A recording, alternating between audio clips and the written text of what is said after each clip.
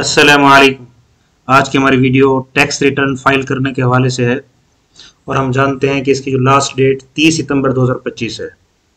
और बहुत से लोग परेशान हैं कि पहले जो व्यू था एफबीआर का वो क्लासिकल व्यू था, उसमें बड़ा आसान था टैक्स रिटर्न फाइल करना। अब एफबीआर ने उसको थोड़ा सा चेंज किया है, तो हम आपको बताएंगे किस तरह आप एक यानी चंद मिनट्स के अंदर अपना टैक्स रिटर्न खुद फाइल कर सकते हैं।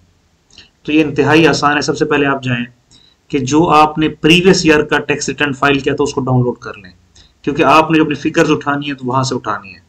तो वो आपको कहाँ से मिलेगा, तो हम आपको भी बताते हैं कि वो कॉम्प्लीटेड टास्क के अंदर मौजूद होगा। ये नीचे आप देख सकते हैं कॉम्प्लीटेड टास्क।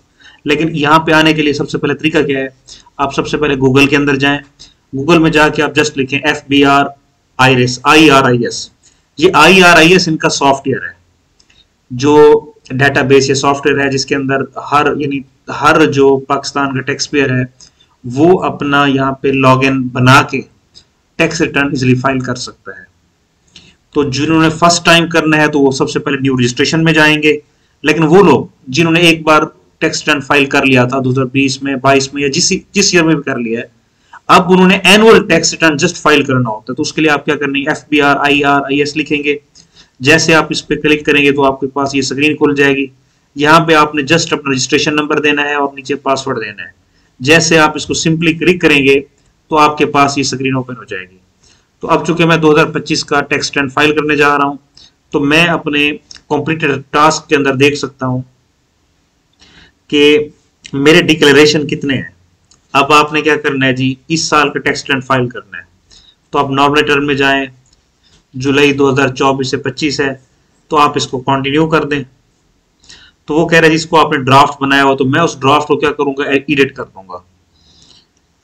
तो मैं इसको एडिट कर रहा हूं, तो आप स्क्रीन पे देख सकते हैं वही ये अब नया व्यू आया, इसे मॉडर्न व्यू कहते हैं। अब मैं इसको शिफ्ट करूंगा क्लासिकल व्यू के अंदर। तो कैसे करूंगा, सबसे पहले पूछ रहा है जी आपने टैक्स ईयर जो है वो पाकिस्तान यानी अब पाकिस्तान के रेजिडेंट है जुलाई 24 से लेकर जून 25 तक, तो मैं लिखूंगा यस। उसको मैं सिंपली क्या करूंगा, कंटिन्यू कर दूंगा। वो पूछ रहा है जी आपकी इनकम का सोर्स क्या है, तो मैं बता रहा हूं जो मेरी सैलरी है। तो मैं सैलरीड पर्सन हूं तो सैलरी है मेरे पास, ठीक है। इसके अलावा अगर आप एक और काम करें, जो नीचे ये आखिरी ऑप्शन है, did you receive income from any other source during the tax year in addition to the income option selected above. अगर आप इसको यस करते हैं तो ये आपको क्लासिकल व्यू में ले जाएगा। तो ये वो पॉइंट है जो लोग पूछ रहे होते हैं जी कि अब तो मॉडर्न व्यू आ गया, तो उसको कैसे शिफ्ट करना है क्लासिकल व्यू में। तो हम बताना चाहेंगे इसका बड़ा आसान तरीका है कि इस पॉइंट पे आके ये बेसिकली व्यू चेंज हो जाएगा। अभी मैं इसको यस कर रहा हूं, तो जैसे यस करूंगा वो कह रहा है जी, उसने फिर आप हमें ऑप्शन दी कि आप इसमें आप बताएंगे कि आपने सैलरी के अलावा किसी अदर सोर्स से भी इनकम वसूल की है। इसको मैं क्या कर रहा हूं जी, एक्सेप्ट कर रहा हूं। जैसे मैं एक्सेप्ट करूंगा आप स्क्रीन पे देखिएगा कि ये हमें ले आया है जी उसी तरह क्लासिकल व्यू के अंदर।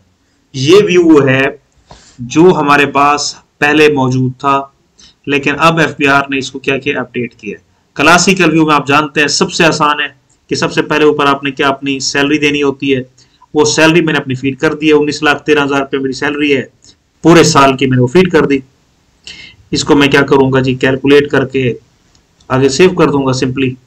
ये पहला हिस्सा होता है टैक्स रिटर्न फाइल करने के अंदर कि आपने अपनी आमदन और अपना टैक्स ऐड करना है, और जो रिसर्चर हैं वो अपनी टोटल टैक्स को टैक्स रिडक्शन के अंदर कॉपी ज़रूर करें। उससे ये होता है कि वो टैक्स रिडक्शन खुद ब खुद कैलकुलेट कर लेता है, जो 25% टैक्स रिबेट होता है, टैक्स रिडक्शन होती है। तो अब मैं कंप्यूटेशन के अंदर जाके अपनी सारी आमदन और उसका टैक्स देख सकता हूँ कि जितनी मेरी आमदन थी उस पर सही टैक्स कटा हुआ है, और जो एडमिटेड इनकम टैक्स है वो नील है, लिहाजा मेरा इनकम टैक्स सही फाइल हुआ। टैक्स रिडक्शन का मैं दोबारा बता रहा हूँ, आप देख सकते हैं कि टैक्स रिड्यूस के अंदर मैंने अपनी टोटल जो टैक्स था वो यहाँ पे जैसे पेस्ट किया तो उसने मेरी टैक्स रिडक्शन खुद ब खुद निकाल दिए। तो ये टीचर्स और रिसर्चर्स लाजमी टैक्स रिडक्शन वाले कॉलम के अंदर ज़रूर आया करें।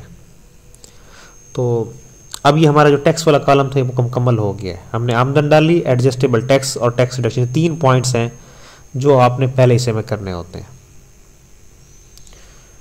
उसके बाद जो अब आपका सबसे इंपॉर्टेंट काम है वो ये है, जो लोग भूल जाते हैं, वो ये है कि जितनी आपकी आमदन थी, जितनी आपकी यानी सैलरी है साल की, जैसा कि हमारी 15,82,908 है, अब आपने करना ये होता है कि इस टोटल आमदन को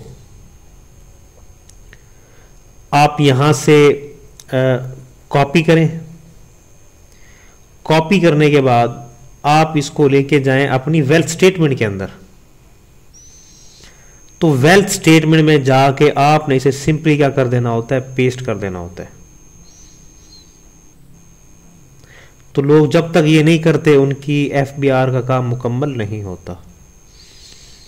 तो ये आप देख सकते हैं मेरे पास जैसे वेल्थ स्टेटमेंट आई है, मैंने वही इनकम को जो normal subject to the normal tax है उसके अंदर मैंने इसे क्या कर दिया है जी, पेस्ट कर दिया है इनफ्लोज के अंदर। यानी वेल्थ स्टेटमेंट ये बताती है, जिसमें आप देख सकते हैं रिकंसिलेशन ऑफ नेट एसेट वाला कॉलम है, इसके अंदर आपने ये लाजमी करना होता है कि इनफ्लोज बताने होते हैं। उसके बाद ये तो इनफ्लो आ गई जब सैलरी आप कॉपी करके यहाँ पेस्ट करते हैं। अब ये सैलरी कहाँ का खर्च हुई है उसके दो तरीकाकार है, या आपका वो एक्सपेंस होगा या आपका एसेट होगा।